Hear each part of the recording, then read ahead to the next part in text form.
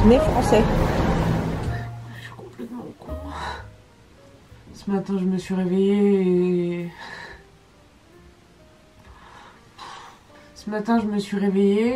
je suis sortie, j'ai vu Paris, et bim, d'un coup j'étais triste. Alors que ça fait des semaines que je maudis cette ville, que je maudis cette météo. Et maintenant qu'il faut partir, la voilà toute nostalgique. Être nostalgique, c'est de la merde. Demain, je prends mon avion pour partir 3 mois au Brésil. Pouvez-vous lire la joie sur ce visage? Et malgré ma joie de partir, j'ai été bouffée par une petite nostalgie, quoi. Vous allez dire, elle est gonflée celle-là, elle se casse au soleil. Elle nous a saoulés avec l'hiver. Et le fait qu'elle avait froid, qu'elle en pouvait plus, soi-disant. Et là, les derniers jours avant de partir, je suis là, oh mon petit Paris chéri, j'aimais tant quand tu me faisais trop de bruit dans les oreilles. C'est fou quand même. C'est fou que même un truc que j'ai choisi de quitter, j'arrive à ressentir un peu de... pas de tristesse, vraiment de nostalgie. Parce que c'est même pas cette ville, c'est les choses que j'y ai vécues, les gens que j'y laisse. C'est ça que j'ai dû faire cette semaine-là, mes adieux à ce qui va rester quand moi je vais partir. À savoir les gens que j'aime et la bouffe, putain.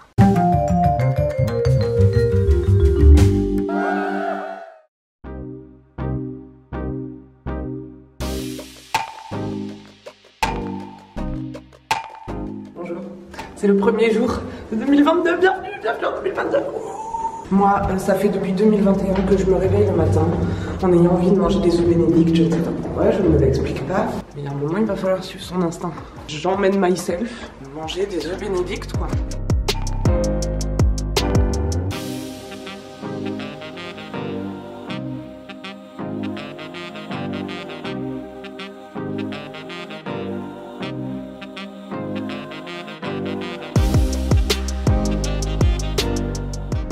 Ah oui, premier de l'année.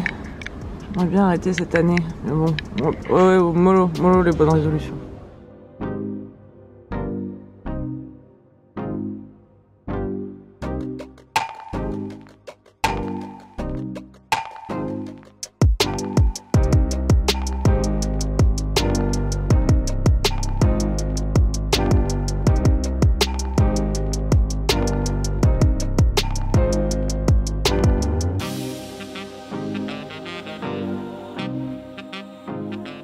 On dirait que je fais tous les trucs les plus parisiens avant de partir de France.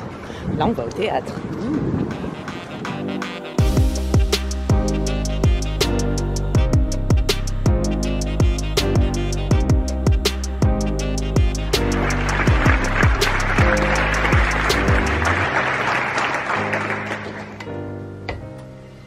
J'ai fait les courses, j'ai eu une envie subite de haricots rouges. J'ai acheté des haricots rouges. Bon, je dois en manger tous les jours pendant 3 mois, complètement con.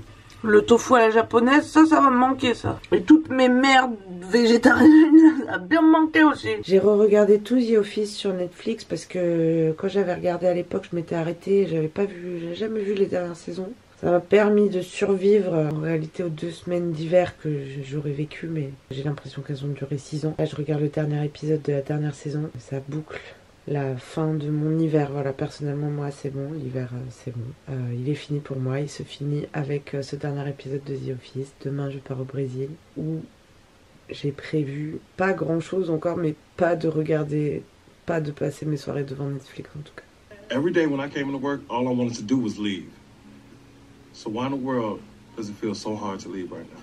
La nostalgie, c'est bien si... Voilà, on trempe un petit orteil dans la piscine des souvenirs. C'est pas scripté ce que je vous dis là, je sais pas si ça se voit.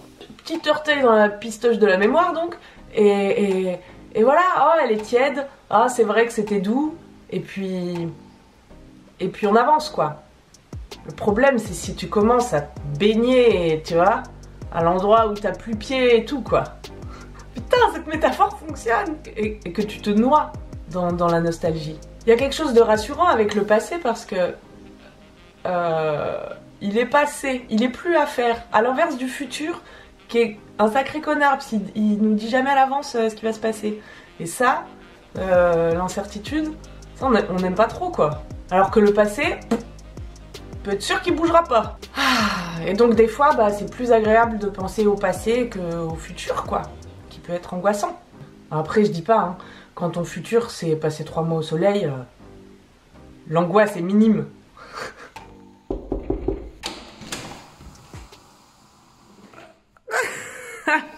Quel accueil! Je suis nostalgique en fait aujourd'hui. Ah bah oui. Je suis là, oh non, Paris, oh, j'aimais trop en fait. Ah, en fait c'était vraiment super peut-être un mètre carré plutôt que regarder le pain de sucre. Ouais, c'est ça. Non mais tu vas arriver au Brésil, tu vas faire. C'était tellement mieux. En fait, le Brésil, j'adore. Après, tu vas juste dire, ah, la nourriture, elle fait chier. Hein. Ah, ça c'est sûr. Je vais faire mes adieux à la gastronomie française dans cette vidéo. C'est ça. Bah là, on va manger une pizza, donc c'est pas trop la gastronomie française. Non, mais j'ai été invitée dans un endroit très spécial.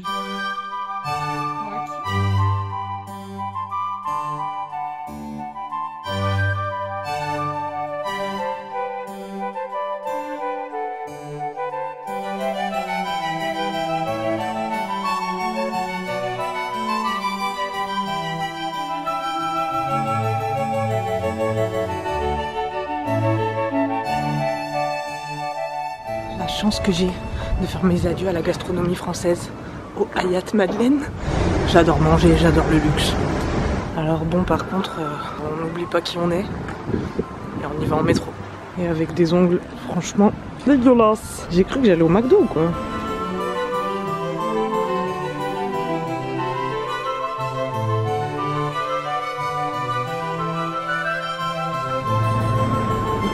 Oh punaise, j'adore les parcs du Tour. Oh my god. Et donc là, pour commencer, c'est en amuse-bouche une raviole de joulotte avec un consommé de champignons de Paris et de la fleur de tagine.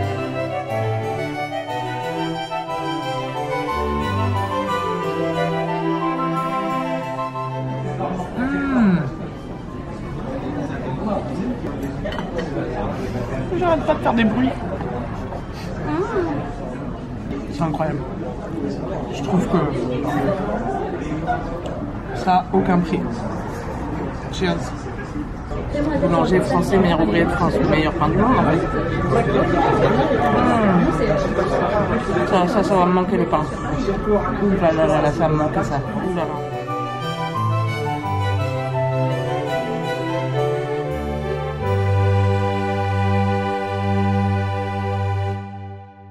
Je suis béate. C'est vrai, ça t'a plu? Béate. Enfin, c'était le plus bel au revoir à ma gastronomie que je pouvais imaginer. Eh ben, c'est très gentil. À bientôt, j'espère. Oui, merci beaucoup. Avec plaisir. On va sur le toit. Merci beaucoup. Oh là là, c'est ma meilleure journée de l'année. Et ça ne fait que commencer.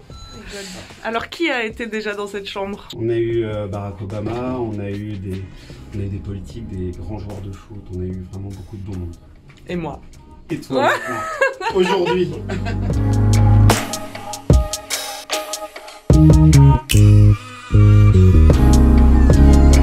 Oh là là, oh là là. Oh,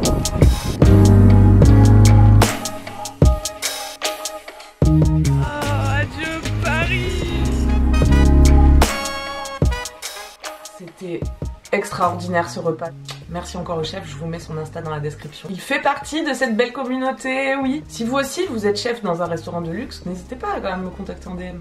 Vraiment, il n'y a aucun souci. Non mais n'hésitez, je vous vois qui vous hésitez. N'hésitez pas. Donc c'est ça le problème avec la nostalgie, quoi. C'est que déjà ça nous coupe du présent. Et le présent, il faut l'aimer. Le présent, il faut l'aimer, même s'il n'est pas aimable. Où on est, c'est le point de départ d'où on va. Il faut chérir nos points de départ, parce qu'un jour, comme moi qui vais bientôt voyager, là, bah, le point de départ, on le quitte. Et si on n'a pas pris le temps d'apprécier ce qui s'y trouvait, bah, c'est trop tard, parce que c'est le départ. Et après, ce présent qu'on aimait bof, ça devient le passé, et on est là, oh, tout nostalgique. Oh, en fait, c'était bien. J'aurais dû un peu moins me plaindre et un peu moins me faire du souci. Et le problème avec la nostalgie aussi, c'est qu'elle nous fait croire que toutes les bonnes choses sont passées. Que toutes les bonnes choses sont finies, on trouvera pas mieux, quoi. Le problème avec la nostalgie, c'est qu'il nous empêche de croire, de savoir que le futur peut nous amener encore mieux. Moi, ça y est, je suis sortie de mon petit somme nostalgique. Maintenant, je suis juste trop excitée de partir. Et je sais pas ce qui m'attend, mais j'ai hâte de le découvrir. J'espère que vous aussi. On se voit dimanche prochain. Ciao.